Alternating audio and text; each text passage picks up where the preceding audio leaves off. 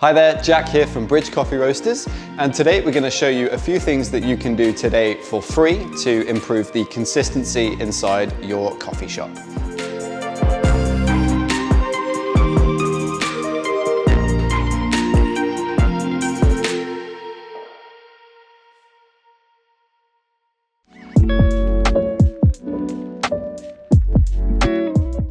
So the first thing today is to fix your tamping.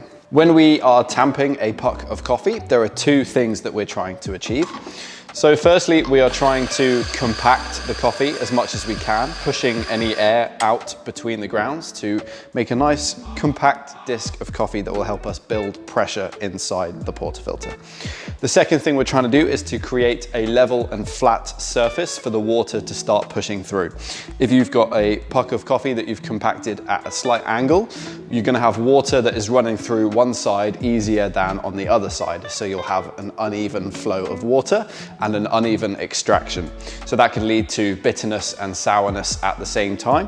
Whereas if you extract evenly, you'll get a nice consistent taste inside your espresso. So to fix your tamping and make sure you're preparing your puck of coffee properly, we're going to start by properly distributing the grounds inside your portafilter.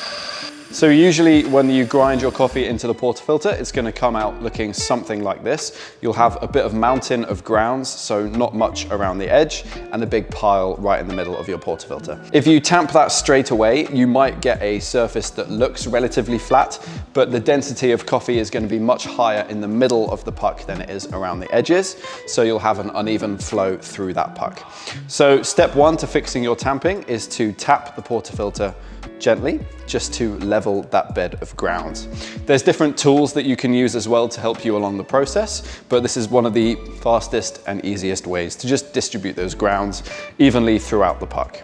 Once you're ready to tamp, you're going to place your portafilter right on the edge of a table or a workbench using your tamping mat. You're going to hold the portafilter in your less dominant hand, so for me that's my left hand, and you're going to grab the tamper in your right. The second part of the tamping is to make sure that the portafilter and the tamper are both perfectly perpendicular with the floor, and that's going to make sure you're getting a really level, flat puck of coffee once you've tamped.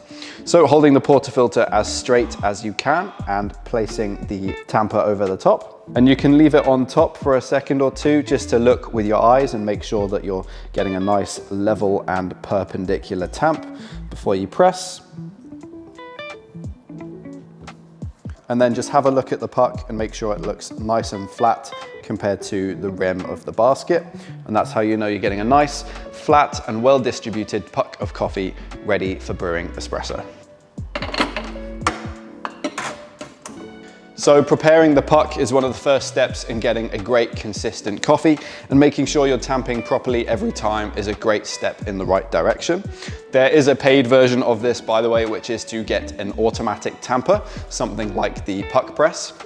What this is going to do is completely take away any kind of inconsistency in your tamping. It's going to make sure all of your baristas are tamping exactly the same every time and just eliminate that potential step of inconsistency in the process. Tip number two is to make sure that you're standardizing all of your recipes for all of your coffee drinks in your cafe.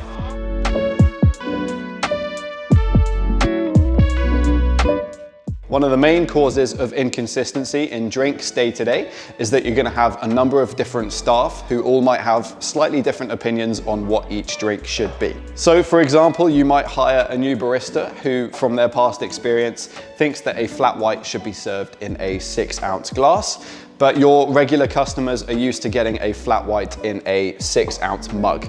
Now, while it might be the same drink, technically, that's gonna be a different experience for your customers. And to get consistency, you wanna make sure all of your coffees are written down as to the ingredients, but also what they're being served in as well. You probably already have a way of doing things in your coffee shop, and it's just gonna be a case of sitting down and agreeing with everyone and writing everything out. But if you need somewhere to start, then hit the link down in the description that will take you to our sample coffee shop menu with recipes and serving suggestions, just to give you somewhere to start. Finally, tip number three is to grab yourself a set of scales and to start weighing the amount of coffee that your grinder is giving you.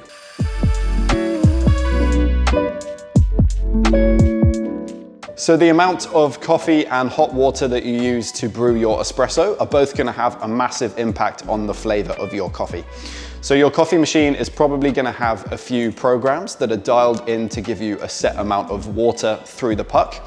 But the amount of coffee that goes into the basket is really down to both you, the barista, and the coffee grinder as well. Most on-demand grinders use grind by time dosing, so they are consistent in that they grind for the same amount of time for every shot, but the amount of actual coffee going into the basket might vary slightly by a few points of a gram. So to make sure that you're getting the same amount of coffee going into your basket every time, you're going to grab yourself a set of weighing scales, placing the portafilter on and then hitting the tare button to make sure that it reads 0. Ideally, you want to use a scale that goes to 0.1 of a gram, but a scale that just goes to the gram is better than nothing at all. Tear out your scale and then grind into your portafilter as normal. And then place the portafilter back on the scale and see how many grams it's giving you. Mine is giving me exactly 18.0, which is a little bit lucky. We do recommend using 18 grams as a great starting point. Anywhere between 16 and 20 is great, just making sure that you're consistent every time. If you're slightly under, you need to top up just using the manual button on your grinder. Or if you're slightly over, then just grab yourself a teaspoon and remove a little bit of the grounds till the scale reads 18.0. Once you've got the correct weight, then we're going to tamp again. Remember making sure the grounds are evenly distributed and you're tamping perpendicular to the floor. And then you're ready to brew.